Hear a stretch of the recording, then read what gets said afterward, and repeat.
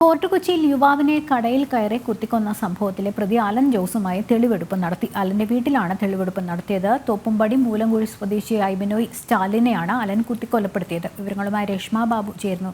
രേഷ്മ, മുൻവൈരാഗ്യം മൂലമാണ് കൊലപാതകം എന്നായിരുന്നു ലഭിക്കുന്ന വിവരങ്ങൾ. ഇപ്പോൾ ഇയാളുടെ വീട്ടിൽ കൊണ്ടുചെന്നെത്തിച്ച് അലൻ ജോസിന്റെ വീട്ടിലെത്തിച്ച് തെളിവെടുപ്പ് നടത്തിയ സാഹചര്യം ലഭിക്കുന്ന വിവരങ്ങൾ എന്തൊക്കെയാണ്? ലക്ഷ്മി, ബുധനാഴ്ചയായിരുന്നു ഈ തോപ്പുംപടിയിൽ ജംഗ്ഷനിലുള്ള, അതായത് ഈ ഫോർട്ട് കൊച്ചി സൗദി സ്കൂളിന് സമീപമുള്ള കടയിലെ ജീവനക്കാരനായിട്ടുള്ള ബിനോയ് സ്റ്റാൻലിയെ അലൻ ജോസ് കുത്തിക്കൊലപ്പെടുത്തിയത്.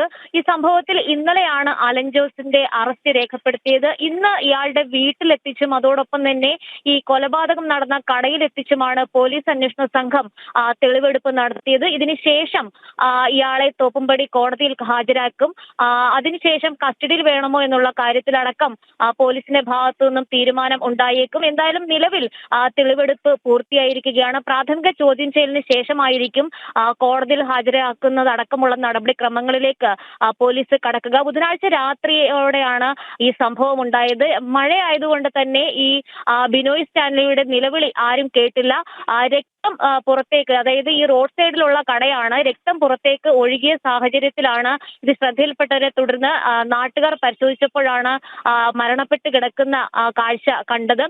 ബിനോയ് സ്റ്റാൻലിയോട് നേരത്തെ തന്നെ അലൻ ജോസിന് മുൻവൈരാഗ്യം ഉണ്ടായിരുന്നു. ഇത് മുൻനിർത്തി ഈ കത്തി നേരത്തെ സംഘടിപ്പിച്ചുകൊണ്ടാണ് അലൻ ജോസ് കടയിലേക്ക് എത്തിയത്.